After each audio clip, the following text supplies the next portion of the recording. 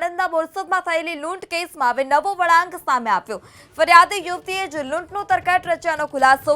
પ્રેમ લગ્ન કરી વિદેશ જવા માટે લૂંટનું રચ્યું હતું તરકટ। પિતાની ગેરહાજરીનો ફાયદો ઉઠાવી રચ્યું હતું તરકટ। ગઈકાલે 24 લાખની લૂંટ થયાની નોંધાઈ હતી ફરિયાદ। સંવાદદાતા જલ્પેશ ફોન લાઈનથી જોડાઈ ચૂક્યા છે। જલ્પેશ, ગઈકાલે 24 લાખની લૂંટમાં હાલ અત્યારે નવો વળાંક સામે આવ્યો છે। સમગ્ર કેસમાં શું વધારે માહિતી?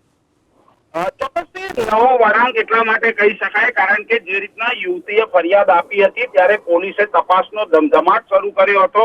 ખાસ તો પોલીસની જો વાત કરવામાં આવે તો ગઈકાલે જ્યારે લૂંટની ઘટના બની અને જે રીતના લૂંટનો મેસેજ વાયરલ થયો ત્યારે પોલીસ ઉપર સવાલો ઉઠ્યા હતા, પરંતુ પોલીસે ગણતરીના કલાકોમાં જ સમગ્ર બાબતનો ખુલાસો કર્યો। ખુલાસામાં મહત્વની વાત જાણવા મળી કે જે રીતના જે આર્ચી પડિયાર નામની જે ફરિયાદી હતી તેને જ આ સમગ્ર કૌભાંડ રચ્યું, સમગ્ર મામલો રચ્યો હોય તેવું સામે આવ્યું। કારણ કે જે રીતના લૂંટમાં દેખાઈ રહેલો જે સીસીટીવી કેમેરામાં દેખાઈ રહેલો જે યુવક છે તે યુવકને ક્યાંક ને ક્યાંક જે યુવતી જે છે ફરિયાદી યુવતી તેને તેની કઝિનને વાત કરી અને કઝિને જ મોકલ્યો હોય તેવો પણ ખુલાસો થયો। ખાસ કરીને જે સીસીટીવીમાં દેખાતો જે આરોપી છે તેને પોલીસે પકડ્યા બાદ તેની પૂછતાછ દરમિયાન સમગ્ર મામલાનો ખુલાસો થયો ત્યારે ખબર પડી કે સારસાનો જે આ લૂંટારૂ છે જે લૂંટવા માટે આવ્યો હતો તે સારસાનો છે અને જે ફરિયાદી છે જે ફરિયાદીની ફોઈની છોકરી જે સારસામાં રહે છે તેને